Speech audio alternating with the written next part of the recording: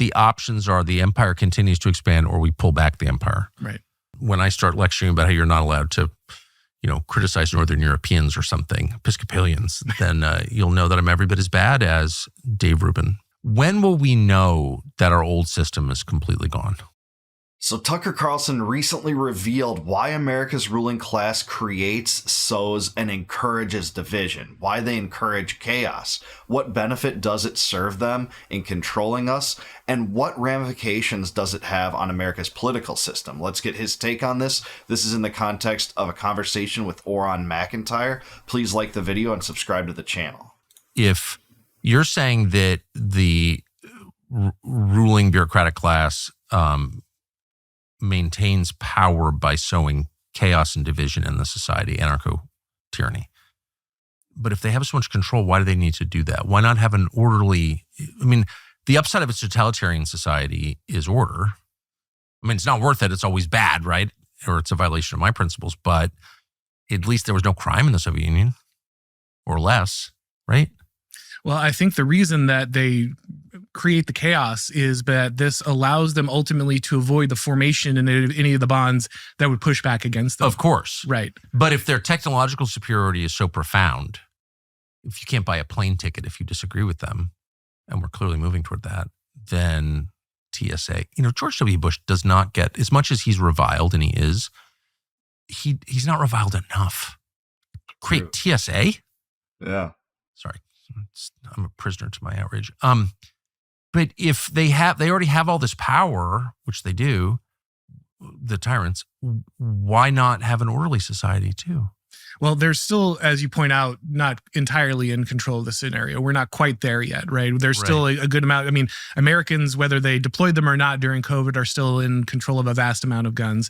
There's still a ghost of federalism in our system. There is a level of obstruction that can be brought by, localities and states and these kind of things. There is still a narrative factor involved also in our political formula. A political formula is the way in which your rulers justify their power. In China, their political narrative is very different. But the United States, it is built on this idea of we are a free society. We are a society that, at the very least, allows you every libertine desire that you have, right?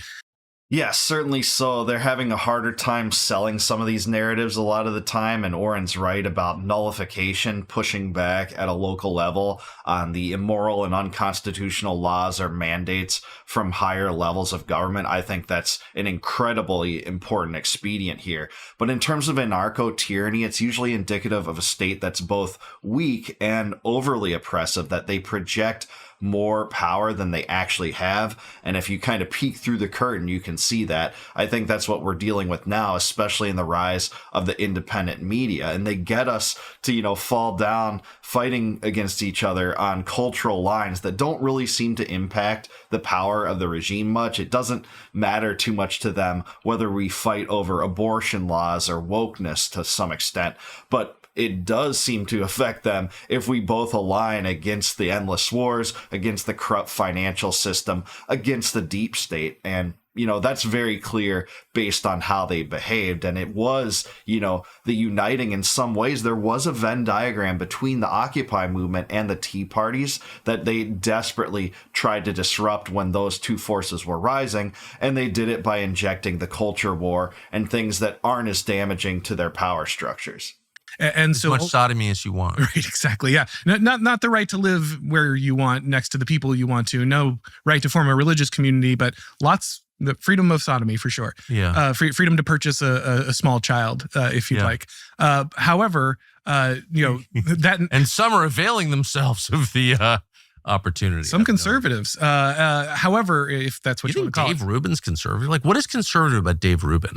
He left the left, right? Which is kind of the classic. How did he leave the left? It seems squarely there to me. This is the line we hear over and over again that, I jumped away from the identity politics stuff, except, when it attacks any of my identities, that kind of thing. Dave Rubin seemed, and Barry Weiss too, seem like the main purveyors of identity politics in the world that I live in. They left the left.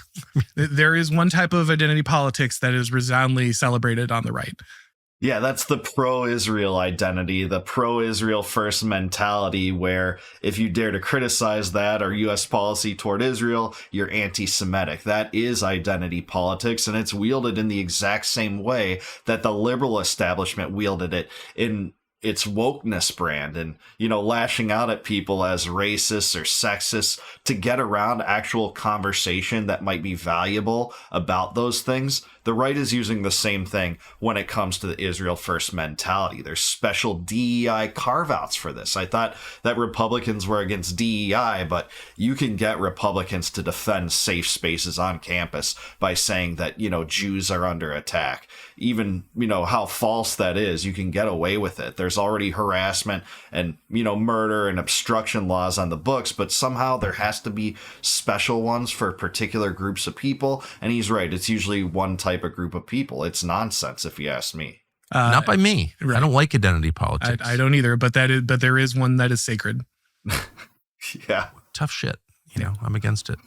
So all identity politics. So, when I start lecturing about how you're not allowed to, criticize Northern Europeans or something, Episcopalians, then you'll know that I'm every bit as bad as Dave Rubin, but I'm not there yet. Anyway, at some point when the regime decides, actually, we're against crime and we do have to have real borders, and we care about drugs and we don't want the society to collapse completely, that's when you'll know they have complete totalitarian control.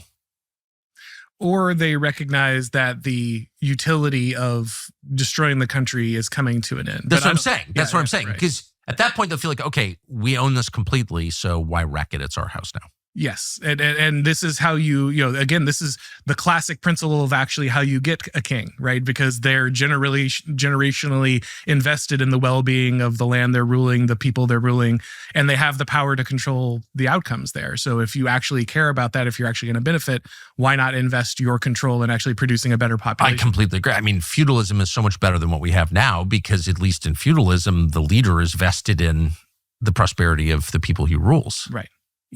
Yeah, I see their argument to an extent here, but here's where I'll diverge from law and order conservatism to some extent. It's not just the fact that a tyranny can arise because it ignores, enforcing the law. It's actually tyranny can manifest in the way where it enforces too many laws. And I think we're on the side of enforcing too many laws now rather than not enough. The whole tax extortion apparatus is based on laws, the laws that Congress passes to fund all these immoral and unconstitutional earmarks.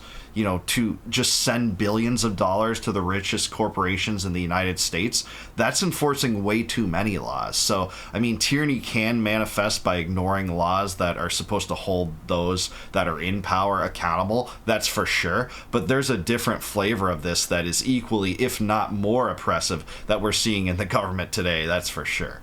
They'll cite these laws that, fund all the worst excesses of government as being laws, but just ignore the other ones selectively that would hold them to account. If all your serfs die, you starve. Yeah, there's a true incentive to care for those people. Now, again, that also exists in a republic if properly managed. But as we've noted, we're well beyond the requirements that even our founders laid out for a functional Republican government. And so what options are left? As we said, at this scale, empire is more or less the only option. And then the question is, do you want some kind of autocracy? Do you want some kind of disembodied ruling council? Those really quickly become your options when you're entering into that kind of society.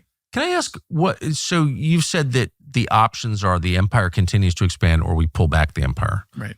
What about status quo, which is always my preferred option anyway, just in life? Why does the empire need to keep acquiring and controlling? Why isn't it enough to say we're this awesome empire, we're great, we're awesome, and we don't need to manage every little thing, but we're in control of our hemisphere and Japan and South Korea, and that's just great. Why do we need to control Yemen too? It's the natural hubris, I think, of any elites. Again, I think there are large incentives of scale when it comes to the managerial elite. But then again, as we've discussed, there's also, I think, a lot of people who, when you're the global hegemon, they want to influence the United States and use it for their own purposes.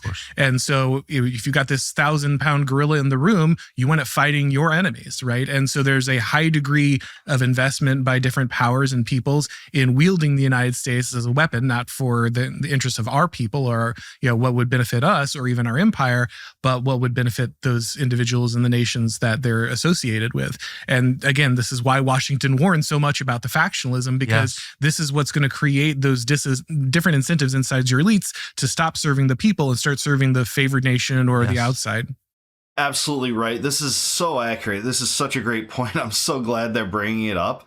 It's a result of the lobbies that form around our government, regardless of who you elect. The lobbies are going to maintain power over the government. The Israel lobby being, the most prominent that we talk about here on the show a lot, but also the banking lobbies, JP Morgan and Bank of America. You got Big Pharma, Moderna, and Pfizer, getting in bed cozy with government and getting special privileges for it. The whole Federal Reserve System is built on this idea that, the bankers should just profit off the debt that we accumulate, and somehow that's no conflict of interest for them to make guaranteed money off of our debt, and it only incentivizes our representatives to spend money. It's a perverted system, and it's all a result of the entangling alliances, the empire-building projects, and how those are tied into America's financial system. When will we know that our old system is completely gone? I don't think we will for a long time. If you think about the way that Rome transitioned, of course, it started as a kingdom. It became a republic. If this sounds familiar, it's because it's the same cycle we were on. And then it became an empire. And when it became an empire, no one started calling Octavian or Augustus the emperor. He just assembled the different powers of the Principate. And the Senate stuck around for many generations. They still had influence. There were many Roman emperors who had to listen to the Senate and the men who were there. They didn't disappear. But over time, we slowly saw the way that Rome operated shifted. More and more power got moved into the emperor's hands. Less and less sat with the people and even with the aristocracy eventually. Yeah, he's totally right. The Senate over time gradually was essentially an illusory body that did have some power, but less and less over time, and it seemed to serve the function of just legitimizing the state rather than being a real check on the state. So he's exactly right about how Rome transitioned from kingdom to republic to empire. It happened gradually. There were some major junctures, like Caesar's decision to plunge Rome into civil war, seize the treasury, the war that played out with the liberators, then the civil war that occurred in the aftermath of that, and then the transition to empire. And I think you'll see something very similar with the United States. No one's going to come by and hit a gong and declare that, the United States has fallen, the empire is over. We'll probably just see a similar change over time. But in Rome, one of the hallmarks of this evolution was the declining power of the legislative branch. Mm-hmm. Was that, no, we definitely see that here. For sure. And again, the Senate existed, it had influence, but yes, more and more it was very clear that that's not where decisions were made. And this is, again, very common in complex societies. Larger bureaucratic societies come with it, because to manage all of this area, to all these peoples, all this scale, you need a high degree of expertise. Yeah, this is exactly what we're seeing. We're seeing Congress defer much of their authority that they're supposed to have under Article 1 of the Constitution. They're supposed to be the lawmaker body, and the president is not supposed to be kind of the grand legislator that can just send troops overseas, bomb other countries, enact regime change schemes, raise or lower tariffs and taxes unilaterally. That wasn't how the founders envisioned the president, and we're seeing that in America just as Rome transitioned into empire too. I don't know that there's any coming back from it. It's been established over a series of precedents, and Congress still does pass laws with gargantuan bills, but they often defer their entire agenda and sell their constituents out to national lobbies and the president. And the people in the legislative branch simply don't have it. So what happens is all of the legislative decisions get moved into the executive side, which is, again, what we've seen in the United States, because it contains all of these different organizations with all these experts that can operate all the mechanisms of scale that the congressmen simply don't can understand, right? And so it turns out that all of our legislation is just written by a bunch of legislative aides and a bunch of lobbyists and foreign influence, while the actual stuff gets done inside of the executive branch. But even then, in our system, we've seen that the executive has trouble even controlling his own branch. The entire first Trump presidency was defined by his inability to wrangle the executive branch and bring it to heel. And that was obviously their intention this time when they went in, which is why guys like J.D. Vance were talking about the importance of dismantling the administrative state. They knew that at the end, that was the biggest barrier to running the country for the will of the people.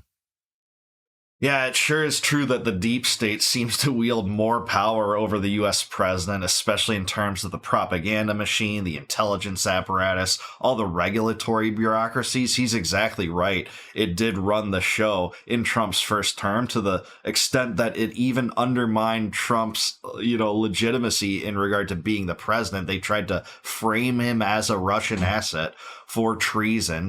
That was the whole Russiagate scandal. We've learned more about that lately. But at the same time, this whole government is often complicit with growth. And he makes some good points about the founders there and, how they viewed factions and why factions were the greatest fear, because it could sow discord amongst the people, benefit causes that weren't conducive to the people in the long run. And that's exactly what we're seeing today. They talked about the injection of identity politics. Yes. That's a poison, a toxic poison that's been injected into our system, especially when, the two populist groups on the right and left, respectively, the Tea Party and the Occupy movement, were in some forms of alignment at one point in the late 2000s when, the corrupt financial system was at fault, to both groups to some extent. They did have different flavors of covering it. And, wealth inequality was much more important of an issue to, reducing government spending of the other group. But at the same time, the state acted in kind to disrupt any kind of unity those two groups might have in terms of affecting the political culture, the war culture, the endless wars and empire building. And that's what you got today. So I think it's evident why the ruling class wants chaos. They want disorder to some extent, such that we have two groups fighting over those issues and cultural issues while they continue the same policies, foreign and domestic, the money laundering schemes, the corrupt financial system, the endless wars, mass property redistribution from the middle class to the rich in the form of, CARES and TARP and all that nonsense. The, enactment and expansion of a surveillance state, first by the NSA and now by Palantir and its merger of power with government to create an even more powerful and widespread database on individuals.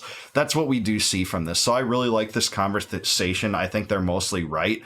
I don't fully agree with them in regard to that tyranny only manifests by ignoring the law. I'm not a law and order conservative in that regard, but it's by imposing too many laws, especially the laws that are egregious, immoral, and target victimless people. Or people for engaging in victimless crimes. And that's what we get out of this ruling class and this regime. But I do want to hear from what you guys think. Do you think Tucker and Auron are right about this? Why do you think the ruling class injects so much chaos and disorder and disagreement into our system? Let me know down below. Like the video and subscribe to the channel. Subscribe to Tucker also. Really appreciate this.